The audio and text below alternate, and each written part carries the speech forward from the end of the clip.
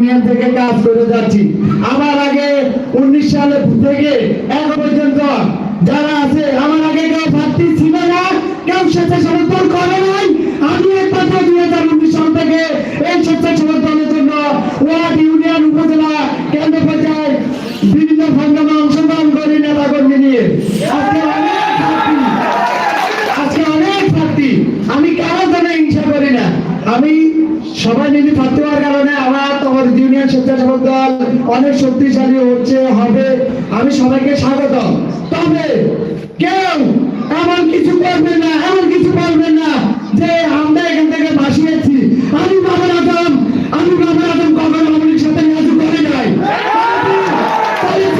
কখনো আমি রাজনীতি করি নাই। বামের দিকে, ভাইয়ের দিকে, পিতার দিকে এরকম রাজনীতি অনেকে করেছে।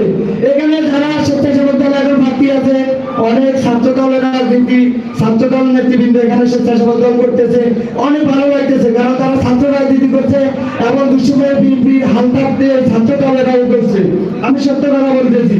প্রিয় উপস্থিতি, নজরুল ইসলাম, আপনার ভাই, সুমন ভাই, ওনারাই আমার কোনো ভালো লাগবে না। এখানে যারা আমার কমিটি আছে, ওনারাই আমার আন্দোলন সংগ্রামে অংশগ্রহণ করেছি। এদের সাথে 2019 সাল থেকে এমন কোনো প্রোগ্রাম নাই যখন তোমার থেকে 5টা লোক বাইরে নাই। আমি বাবার আগে সারা দিয়ে আমি বাবার আগে উপজেলা জয়েন করবে না। আমার কেউ যদি যে অমুক নেতার কারণে বাবার এই সমস্যা হয়েছে, মানি না, মানবো না।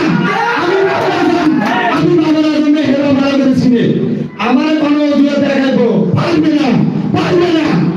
আমার কোনো নেতার অজুহাত কেউ দেখায় কিছু করতে চাইলে সেটা পারবে না। আর আমি বাবার আজমেছে যদি কেউ সংগঠনের জন্য কাজ করে থাকে, কেউ যোগ্য হয়ে থাকে, আমি অবশ্যই মানি নিব।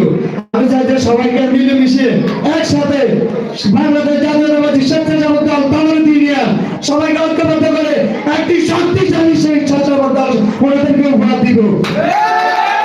প্রিয় উপস্থিতি, অনেক কথা কিন্তু আমি বলা লাগবে না, ওনাদের সাথে চলছি, ওনারাই জানে আমার সম্বন্ধে।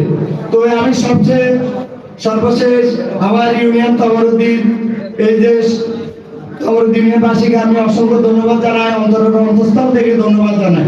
কারণ এই লোকগুলো আমাদেরকে দুঃসময়ে আশ্রয় দিয়েছে। আওয়ামী লীগের আমলে যখন মামলায় নির্যাতিত হয়েছি,